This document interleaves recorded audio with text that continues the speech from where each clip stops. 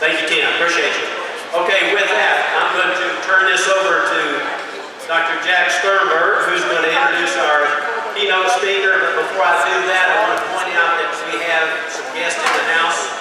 Representative Laurie Rushing, if you'll wave at us, let us know you're back there. Maybe she's already gone. I think there's Representative Mickey Gates back there.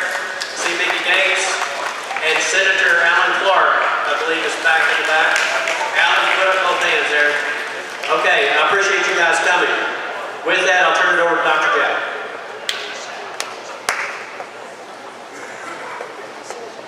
I just got to ask a question. Does anybody, when Tim Griffin speaks, think of him as an energetic George W. Bush? Doesn't he remind you at times? Energetic. Yeah. Okay, our keynote speaker today is Jan Morgan. Jan lives in Hot Springs, and I have to tell you that she has spoken at the Garland County Tea Party a number of times, and whenever I have her come to speak, I always have to get a bigger room for the number of people who come to hear her speak. Jan is affectionately referred to as the First Lady of the Second Amendment. Jan Morgan is a nationally recognized warrior for gun rights in America. For the past 5 years, she's also been a major player on the national battlefront for educating people about the Islamization of America. Over the past 12 months, Jan was a keynote speaker for over 30 events in 13 states. She's been on the stage with Len Beck, Senator Ted Cruz, Governor Mike Huckabee, and leaders of every national Second Amendment organization. For 2 decades, Jan was an Associated Press award-winning veteran investigator, television journalist. She and her husband own the gun cave and indoor shooting range here in Hot Springs, a marvelous facility. She's an NRA and state police certified firearms instructor. She's trained over 2,000 people in the past year across America. And most recently, many of you have probably seen things in the newspaper and on Facebook because of a liberal meltdown and an international firestorm with her controversial article, if you remember, "My Gun Range is a Muslim-Free Zone."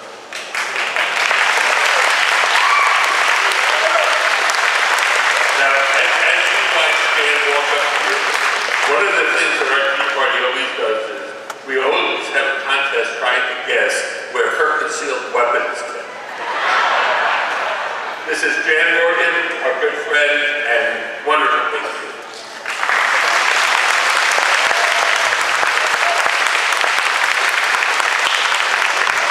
Thank you. What an incredible crowd. I'm so excited about this today because you see, the South Carolina State Tea Party Alliance held their convention and invited me to come up and speak on the Second Amendment. And those folks in South Carolina have been doing these convention things, the state convention, for years and years. And their crowd was about like this. So this is the inaugural, right, Dr. Jack? Hands off to you guys. You are amazing. I'm so excited about this. This is encouraging to me. And I was looking around the room earlier when I first arrived, and I was thinking, gosh, these people look familiar to me. And I finally figured out why. It's because you're all on the radical right-winger, extremist, domestic terrorist watch list of the federal government with me.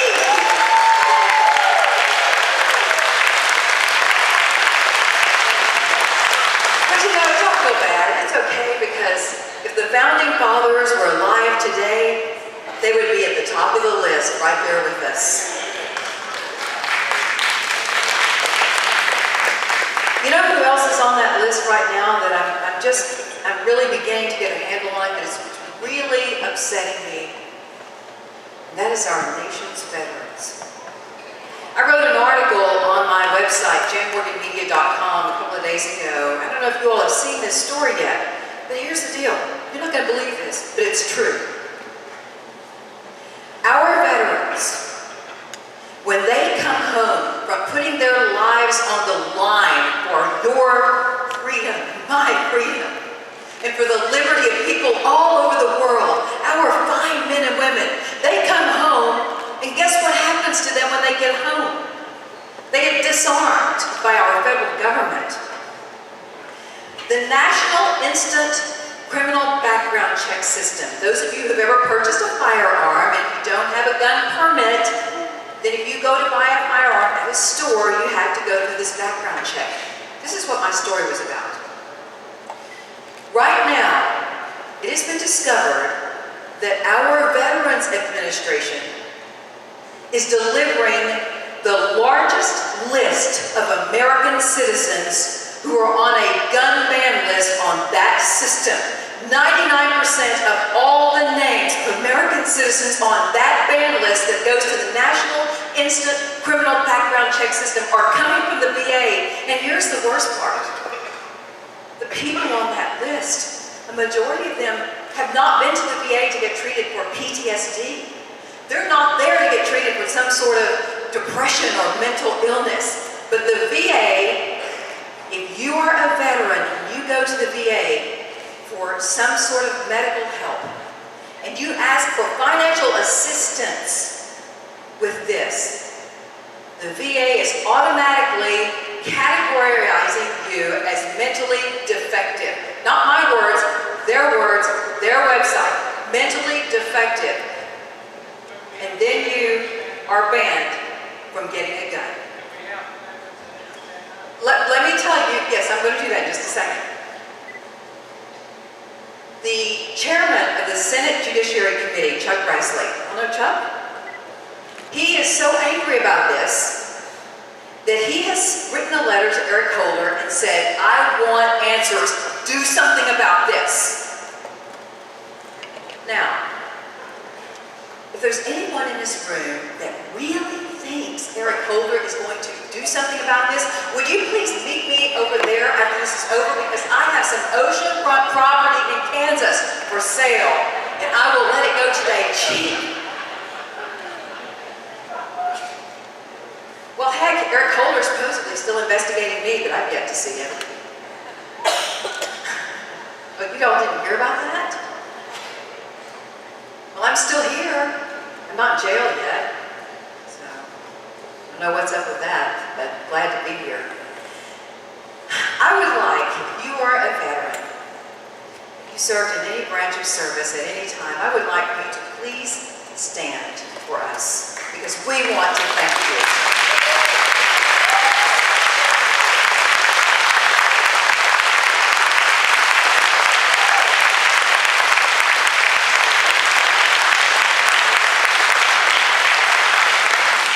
Non-veterans here, please, I want to see the Vietnam veterans, because those guys got the worst end of the deal. 2? You 2? Sir? 3, 4? Good. Thank you so much. I thank all of you. Those guys really had a bad day. And not only do we want to thank you today for your service, I want to apologize to you for the way our government has treated you under our watch. It is a disgrace. And I vow to you, I'm not an elected official, but I'm going to keep pounding away every day. I'm going to keep bringing this to the forefront. I'm going to fight for veterans' rights, just like I'm fighting for every American's gun rights.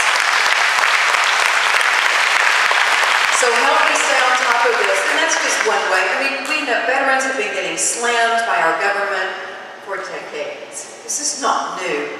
What I'm telling you today is just the newest insult. Only because I'm a Second Amendment advocate, this is bigger than an insult. And I'm no conspiracy theorist or anything, but I'm looking at this and saying, why would the government want to disarm our veterans? Because veterans are the most highly skilled, trained Americans on firearms in war. And if there's anything the government fears most right now, it is an armed citizenry. That's why they want to disarm us. So let's talk talk just a little bit about the Second Amendment. Since I'm not being videotaped today, the last speech I did, there was a video camera and they had a fit because I walked around the audience, but I like to be up close and personal with the people that I'm talking to. So I'm sorry, oh, you're videotaping, I'm sorry. Good luck, you're gonna have to try to keep up with me, okay? Let's talk Second Amendment, because what I have learned while traveling the nation and speaking to, and it's different groups bring me in. It might be the Republican Party, it might be the Tea Party, it might be a Second Amendment organization. There are various groups that call me and say, would you come speak at our event? Or, hey, and while you're here, would you teach a gun class? That's why, Dr. Jack, I've ended up teaching thousands of people all over the country, because wherever I go to speak, I end up staying over a day or two and teaching a gun class. No, I'm not going to trip on that. I saw you watching it, Josh. But I know you would grab me if I did, right? It's my bodyguard right here. Josh and Janice, they both taken my class. Well, you didn't, she did. That's why she shoots better than you. I'm honored to say, too, that I trained the sheriff's wife. Mike McCormick, Sheriff McCormick's wife, came to our range and took my gun class. She's quite a shooter, too, Mike. You never make her mad. Here's the deal, folks. I need you to be on fire about the Second Amendment, too. And here's why. Even if you're not a gun person, you don't have to own guns. You don't have to be a gun nut. You don't have to be, a gun collector to understand and appreciate and be an advocate for the Second Amendment. All right? Here's why it's important. Because our founding fathers, who were apparently much smarter than we are, Amen. They said it was important. Because they understood, after being under tyranny, they fled. And the one thing that our founding fathers knew was essential to a successful America is liberty. And they also knew that the only way you can defend liberty is to have an armed population. That's why they didn't say the armed government's army has a right to bear arms. They said the right of the people to keep and bear arms shall not be infringed. It didn't say the right of the people who the government deems mentally fit. It doesn't say the right of the people who took Jen Morgan's gun class and she says their marksmanship passes. It doesn't say the right of the people who pass background checks. It says the right of the people. And the reason our government did that is because they knew that once you start infringing, that's what, is there anybody here that doesn't know what infringe? Do not infringe. That's like a statement.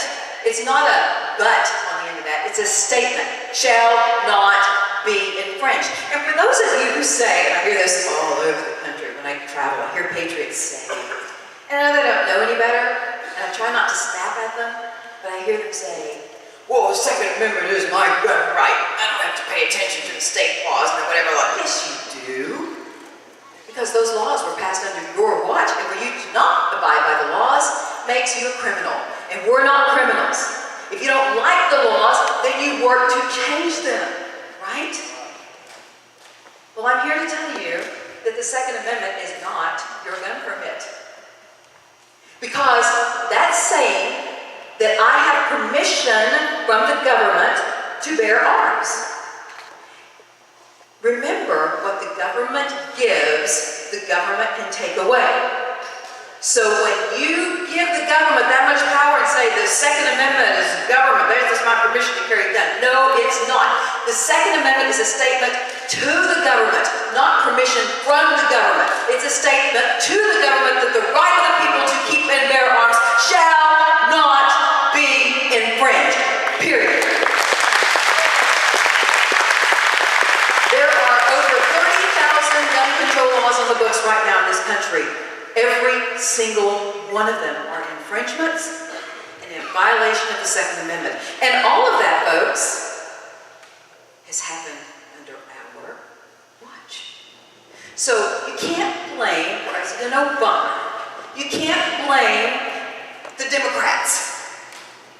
The only people to blame for the fact that we are daily losing our gun rights and being infringed upon is us.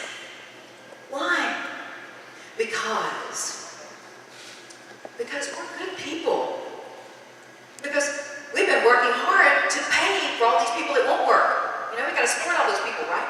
We get up every day, we go to work, we work hard, we take care of our kids, we come home from school and from work, we fix them dinner, we help them with their homework, then we give them their baths, we take them to their extracurriculars, we have to do that. And by the time you've done all that, you're just like, I gotta go to bed so I can do this all over again tomorrow. We've been living the American dream, and that's wonderful, except that while we've been living the American dream, the enemies to America have been very intelligent, very effective, and they've been working behind our backs in virtually every facet of our society and every branch of our government, while we weren't paying attention. And unfortunately, we believed in this concept of, well, you know, if I'm going to elect the right people, I'm going to vote the right person in, and we vote for these people to represent us, and then we send them to D.C., and they misrepresent us. They don't do what they said they were going to do. Well, we said, well, how is that my fault then? I did what I was supposed to do. I vetted the person, I elected them. Okay, but did you keep them accountable? How many times have you called your representative and said, you know what, you told me. For example, when David Sterling was running for Attorney General of Arkansas and Leslie Kravitz, both of them approached me and asked for my support. I said, okay, well, here's the deal breaker. Leslie, I want stand your ground in Arkansas. I want open carry to be clearly legal, no questions about it, in Arkansas. I want constitutional carry. Now, firearms instructors don't like me to say that because that's their bread and butter. I'm a firearms instructor, but I'm an American first.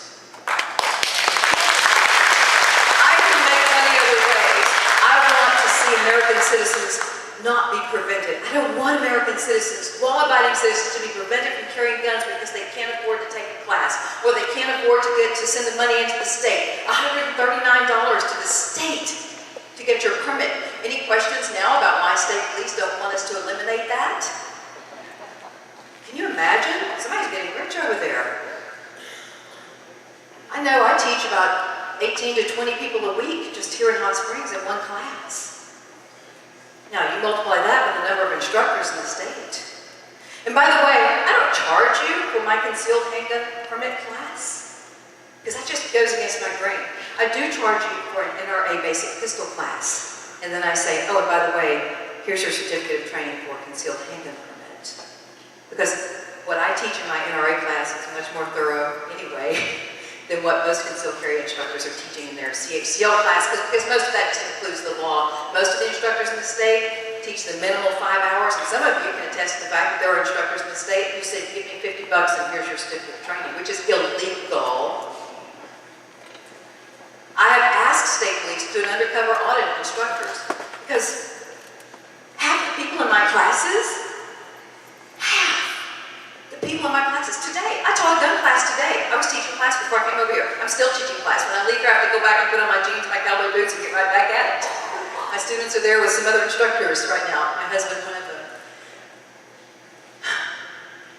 When we teach our class, we're required by law to train you for 5 hours. We teach you 8 hours plus.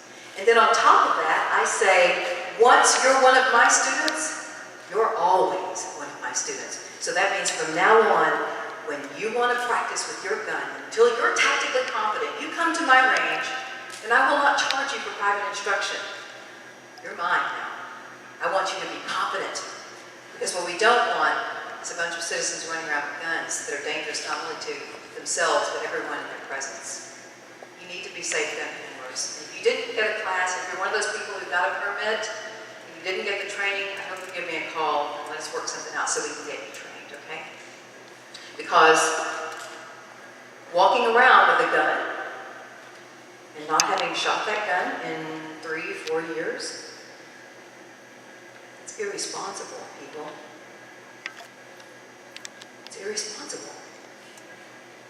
You're carrying a gun, you're in a public place, some crazy guy comes in and puts a gun to the little girl at the cashier's head in that restaurant and says, give me the money, give me the money. What are you going to do? You're standing there with your gun, what are you going to do? Are you going to get involved and try to take him out? Or are you going to stand there and say, oh my gosh, I haven't shot this thing in 5 years, I don't know, I might hit an innocent bystander. Well, you can't do that. You need to be tactically competent. Let's get back to the Second Amendment thing now. Here's why I need to transform you if you're not already. Sounds like I've got some pretty transformed people in here, but if you're not already, I just want to make sure that we're all on the same page here. I want a no-compromise person representing me in my state. Your state and local elections are extremely important. Your sheriff back there, Sheriff McCormick, who I endorsed, by the way, proudly supported. Your sheriff has more power in your county than the President of the United States. Did you know that? He is critical, which is why when he came to my range and talked to me, I said, well, here's how I feel. And I knew after talking to him and talking to his opponent that he was the best man for the job, without a doubt. Now, here's the hard part. When you start making a stand for candidates, you start making enemies, don't you? It's hard. Well, guess what, people? You're going to have to toughen up. You're going to have to toughen up. Because we're past the days now in America, we're at a critical stage in this nation's history. We're either going to go one way or the other. And this election is going to be the turning point. And if you don't have a sheriff who's going to protect you should things go awry, and who knows what's going to happen, and stand up for you against the government, you're in trouble. That's why I asked David Sterling and Leslie Rutledge. David said, I'm a no compromise. I'm going to do this and this. And I said, okay, David, I'm going to hold you to it. I just recorded this interview with you, so if you get elected Attorney General and you don't do this, I'm going to be your worst nightmare. And that's what I'm talking about with you folks when I say you need to hold your representatives accountable. When they ask you for a vote, you say, okay, well, what are you going to do about this and this and this? But put it in writing. Say, okay, tell me right now that you're going to do this. And then if you don't, oh boy. We shouldn't have to do that. But it's our fault that it's come to that point, okay? Now, on the Second Amendment, gun control is not about guns. Never has been. The liberal media, the progressives will tell you, oh, it's about safety. We've got to keep Americans safe. All of these people are dying because of guns. You'll see when there's a mass shooting or something horrible happens with a gun, the liberal media races to the airwaves and they can't wait to tell you all about this terrible, horrible gun and what it did to these poor little children in Connecticut, in Sandy Hook, or at that theater in Colorado, Aurora, Colorado. They can't wait to talk about it. And then quickly following that is another call for gun control. We've got to get rid of these guns. Well, you know, I don't understand why we're not getting rid of cars. You know how many people get killed in cars? You know how many people die because of texting with their cell phones? What are we going to do about cell phones? But here's what the media doesn't tell you. And by the way, I was a television journalist for mainstream media for 23 years. My last job was with CBS in New Orleans. You know why I got out? Because of this. I couldn't stand the liberal bias any longer. But here's what the mainstream media won't tell you about guns. Last year, 2.5 million times, law-abiding citizens pulled a gun in self-defense and saved lives. And in most of those cases, the trigger was never pulled. Simply pulling the gun stopped the threat. The liberal media also won't tell you that 90 million gun owners last year with over 300 million guns killed nobody. And if guns are the problem, really the problem,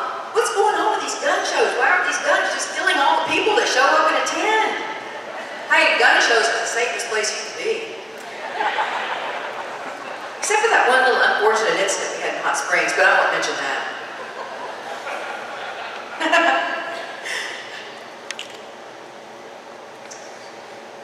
I know you want to hear me say something about Islam. Can I talk about this doctrine? All right. Okay. No. Political correctness is killing this nation.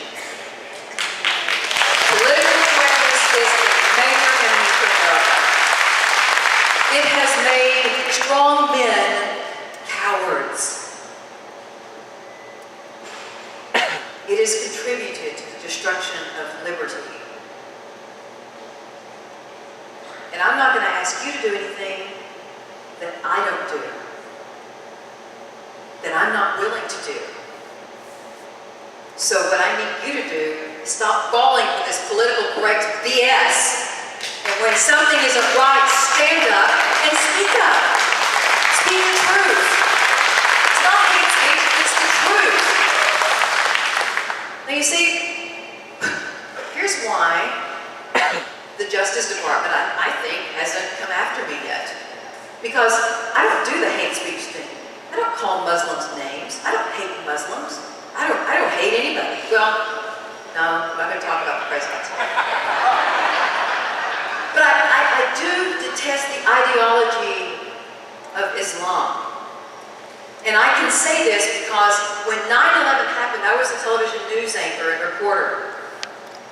I had no idea what I never even thought about Islam. I didn't know what that was.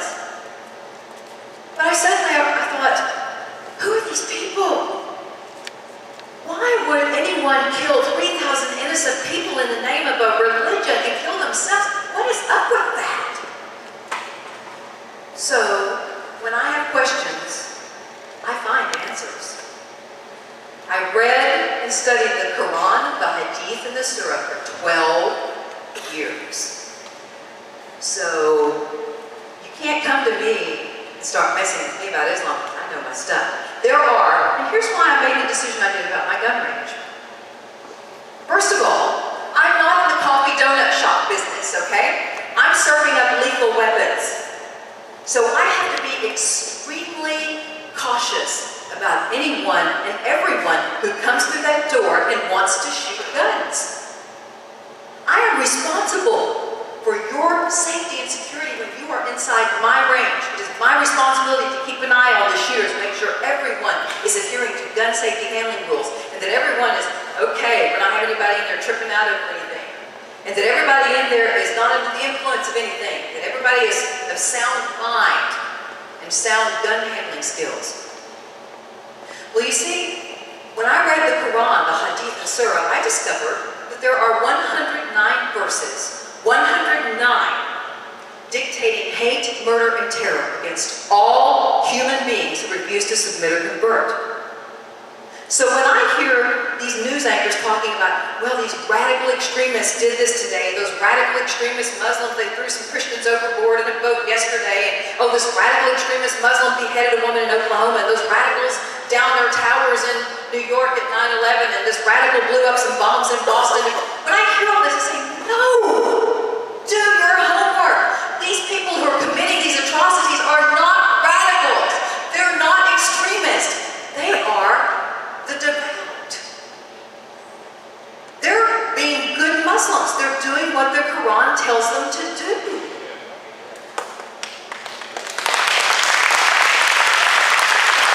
So the deal is, why would I hand a loaded gun to someone to shoot in my range whose religion commands him to shoot, to murder anyone around him who is not of his faith? Why would I do that? I've been talking about Islam for 5 years. I've been trying to educate people on Islam for 5 years. I've read all the books. I read The Grand Jihad by former federal prosecutor Andrew McCarthy. I read Cruel and Usual Punishment by a Muslim, Nani Darwish. I studied Dr. Zuhdi Jasser, a Muslim in Arizona, a physician, great guy. Now there's a guy, if the Muslims would pay attention to him, he could change the face of Islam in America. But they won't listen. I studied his work. I like that guy. He is like, I believe, a number of Muslims in this country. He doesn't have any ill will. He served our country in the military. Well, so did Nadal Hassan. We know how that went, don't we? Dr. Jasser, when 9/11 happened, he stood up, he came forward. He'd been raised a Muslim by his family, but apparently they left out those verses in the Quran. They shielded him from that. I don't know, but all I know is he is of the belief that Islam is peaceful. He doesn't condone terrorism. And so when 9/11 happened, he stood up and he went before he went to all the imams. He called the imams. He said, we have to stand up. We have to do a press conference. We have to tell the American people that this is not Islam. No, we do not condone acts of terror against innocent people. No. Not only would a single imam stand with him to make that statement, he was excommunicated. And then there are those of you who say, but Jan, what about those peaceful Muslims? I mean, you're not going to let them come in your range? I mean, they don't have any, how am I going to know which ones are peaceful? Because here's the deal, and here's what I said in my article. If you are an adult, I hold you accountable for the religion that you align yourself with. And if you say you are a Muslim, I assume that you've read your Quran, Hadith, and Surah. I've read it, and I'm not even a Muslim. So if you've read that, and you choose to continue to be aligned with that, then I'm going to say, you know, if that's what you are, I can't afford to trust you to be around people that you're commanded to kill. I can't. And besides that, even if you tell me, oh, Jan, look, I'm willing to sign whatever you need me to sign, saying I don't believe in this and that and this, and I'm not going to... No, I can't even believe you then, because Islam has something called taqiyya, T-A-Q-I-Y-Y-A, which allows them, it is their permission from Muhammad to lie as long as it advances the agenda of Islam. And furthermore, if you are a mosque-attending Muslim, you are required to participate in zakat, Z-A-K-A-T. That is a mandated form of tithing. You have to do that. And it's already been proven by our own government that a portion of that tithe is being funneled to fund terror. So whether you realize it or intend to do this or not, when you participate in zakat, you are funding terrorism against innocent people around the world. So, guess what, folks? Here's the deal. I'm not going to back down.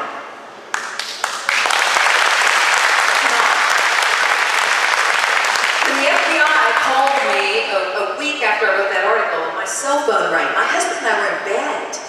This is something not everyone knows. I'm telling you a secret, okay? No, not that I have my husband. I was in bed with my husband. I sleep with my husband, yes. That's not the secret.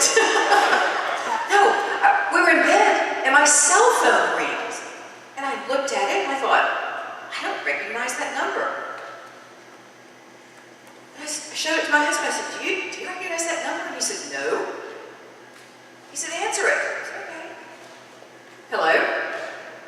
And this voice said, Jan Morgan, this is Special Agent Chris McCaslin with the Counterterrorism Unit of the Federal Bureau of Investigations. We would like to meet with you today, please. Now, this guy's with the FBI. Boy, this is a good joke. I said, what? Seriously, who is this? He said, this is Special Agent Chris McCaslin with the Counterterrorism. I said, yeah, I heard. I said, so, you got my cell phone number? Oh, of course you have my cell phone number. You have everything in my cell phone. You have my text messages, my pictures, what pictures have I sent my husband lately? What's in there? What's in my phone? Oh, my emails. You have everything. Am I going over? Is it time for me to shut up? I'll wrap it up. And he started laughing then. And he said, well, so can you meet with us today, please? And I said, in Washington? He said, no, we're in Little Rock right now, but we're headed to Hot Springs and we need to meet with you. I said, wait, you're asking if you can meet with me? I thought, that's not how you guys work. Don't you come barreling in your black SUVs and shut down the place and demand time? Isn't that how you do it?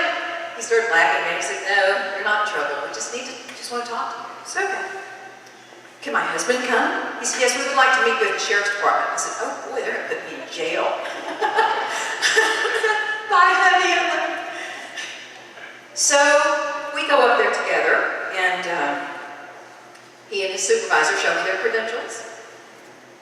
And he said, we need you to understand that ISIS is in Arkansas. They've already targeted one of our soldiers' sons. One of our soldiers who is dropping bombs on ISIS targets in Syria was tweeting back to his wife and his son. They intercepted it, and so now we've got a situation. We're trying to stay on top of that, but they're here, and you need to understand that your picture with your AR-15, that's the picture everybody decided to use it. I don't know why. It was the weirdest thing. I was walking through my living room one night and on Greta Van Susteren. There I am with my AR. I said, oh my gosh, I'm on Greta. Why am I not on Greta? She's talking about me, and I can't talk about me. But anyway, he said, you need to understand what that means. And I hope you are taking extra security precautions because we can't protect you all the time. I looked at him and I said, well, if you've been in my emails and my text messages and my Facebook and my website, then you know that I've been getting death threats from Muslims for 5 years because of what I do. So this is not new to me. And he said, well, this is different. You're probably going to become a target of opportunity. And I said, okay. I said, I hope you're not going to ask me to change what I'm doing because I'm not doing anything wrong. I'm not going to stop doing what I do on Facebook. I'm not going to stop doing what I do on my website. I can't do that. He said, no, you just need to understand what's at stake here. And I said, okay. My husband's looking at me like, oh my gosh. Speaking of my husband, I wish he could be here, but he's helping me teach my gun class right now. But let me tell you about this guy. See, I know I got the right guy because I looked at him after all this was over, when our phone's ringing off the gun range, I'm getting death threats, he's getting death threats. CNN is following him to his business, trying to get him to talk me into doing a TV interview. I refused to do all the interviews with the mainstream media because I said, I know your game. I've been there. I'm not doing that with you. I've got a business to run here. But one night, he was cleaning guns. After CARE had asked the Justice Department to investigate me and the ACLU, he's cleaning guns, and I was sitting there looking at him, and I said, are you mad at me? He said, why would I be mad at you, Jan? I said, well, I probably should have discussed it with you before I wrote that article. I mean, I'm a Christian wife. I'm a submissive wife. I should have come to you and said, honey, I'm thinking about doing this. Do you see a problem here? Should I not?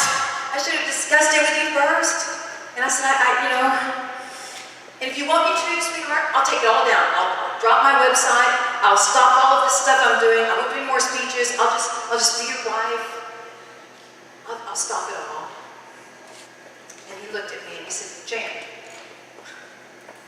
what was the first thing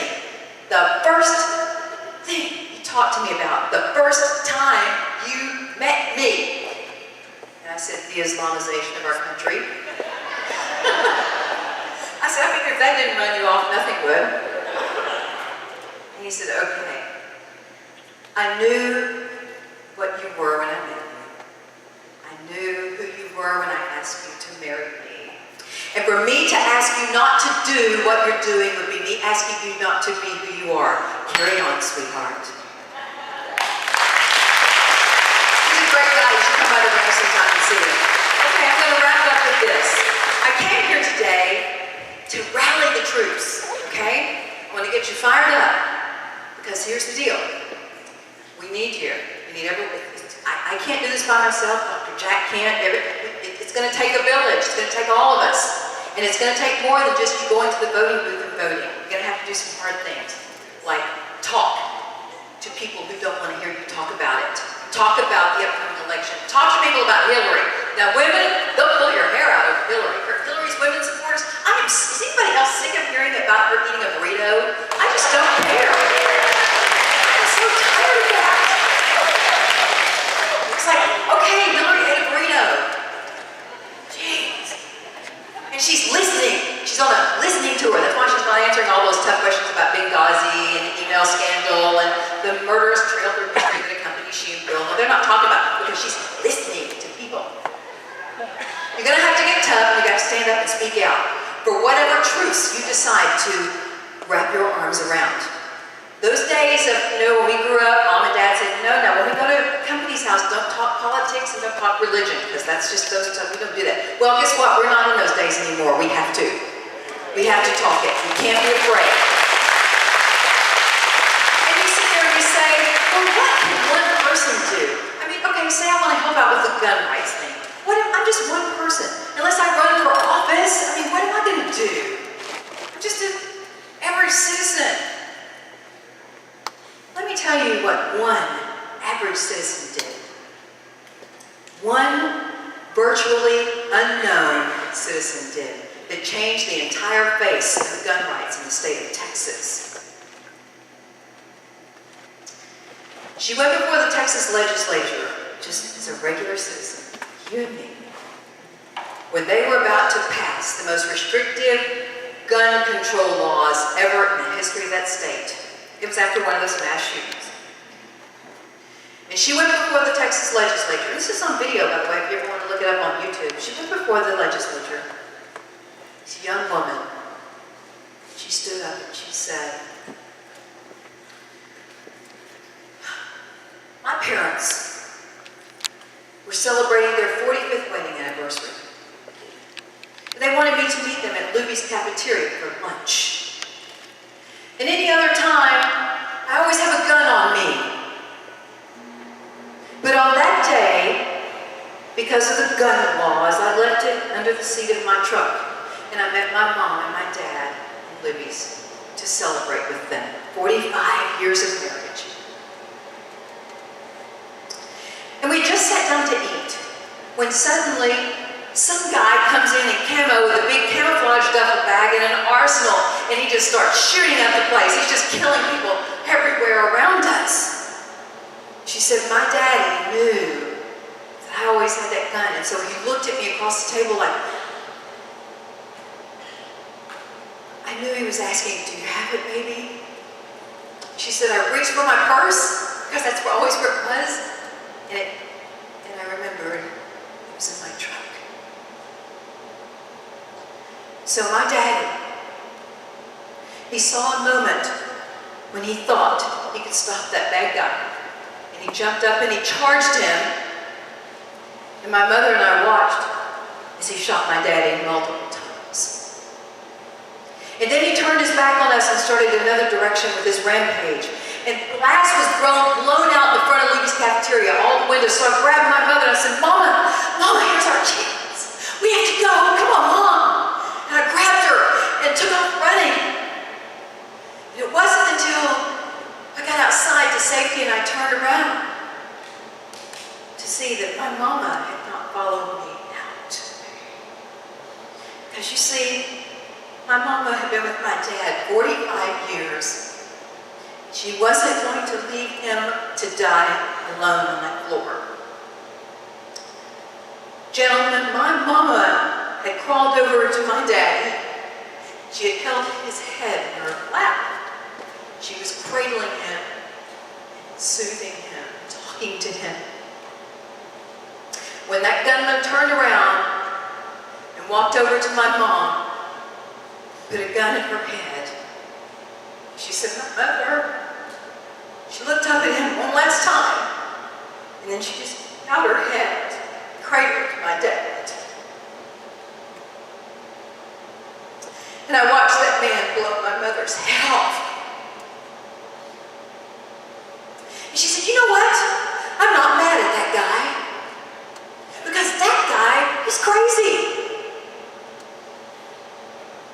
No. I'm mad at you. And you. And you. And you. And she went down the line pointing at every one of those legislators, and she said, the blood of my parents is on your hands. Because you were trying to legislate away my right to carry a gun to defend my life.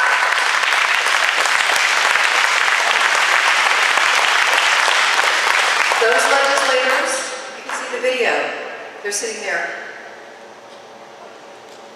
Change the face of gun rights in the state of Texas. One woman, just like you. So don't say you can't make a difference. You can. And finally today, leave you with this. I know our country's in bad shape, and I know it's hard. I know you watch the news and you get frustrated and depressed. It's scary. It is. It's very scary to me. But here's the deal. You can't give up, folks. You can't give up. No matter how bad it gets, you can't tuck tail and run. That is not the spirit of our founding fathers. So what I need you to do today is make up your mind that when it gets tough, when it gets really, really tough, and you start feeling like, okay, we need to get our passport, we got to get out of here, Hillary's going to take over, this country's doomed. Oh my gosh. Folks, you can't give up. When Barack Obama won, I hate to say he won it, when it was apparent that he was going to be handed a second term, I was watching the returns on TV and I went into a coma. My husband said, honey, come on, let's just go to bed. Come on. And I'm just sitting going, I couldn't believe it. And then I got on Facebook for encouragement because there are 500,000 patriots on my Facebook, and I thought, okay, we've got to regroup here. Let's get on Facebook, and these people will cheer me up. We'll encourage each other that, okay, we lost this battle, but it's not the end of the war. And I get on, and all I saw from fellow patriots was, it's over, we're doomed, America's lost. Might as well give up, might as well get our bug out bags, head to the hills, hide in the caves, and wait till the dust settles and see what's left. I thought, wait a minute. Where are all those patriots? Who are these people? We do not have the right to give up. And if you start feeling overwhelmed and feeling like giving up, you need to go back and read the story of our founding fathers. Our founders. Okay, this is my last little paragraph. Our founding fathers. If anybody ever in the history of the world had a right and a reason to be overwhelmed and give up, it was those guys. They were outmanned, outarmed, starving to death, freezing to death, many of them trying to fight a war barefoot and in underwear. They had nothing. The British were saying, hey, you can find the colonists, just follow the trail of blood and the snow, their feet are bleeding because they don't have boots on. I mean, talk about a reason to feel doomed. They didn't give up. They didn't give up. And I thank God for that. Thank God for that. And then they gave us the most incredible gift in the world, the United States of America. It is our job to keep it. And folks, remember, the only way to keep tyranny at bay is to remain armed. An armed America is a free America. God bless.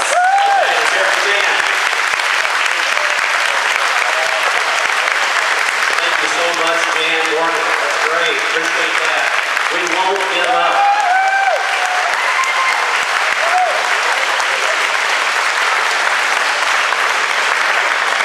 Great message. Thank you so much, Jan.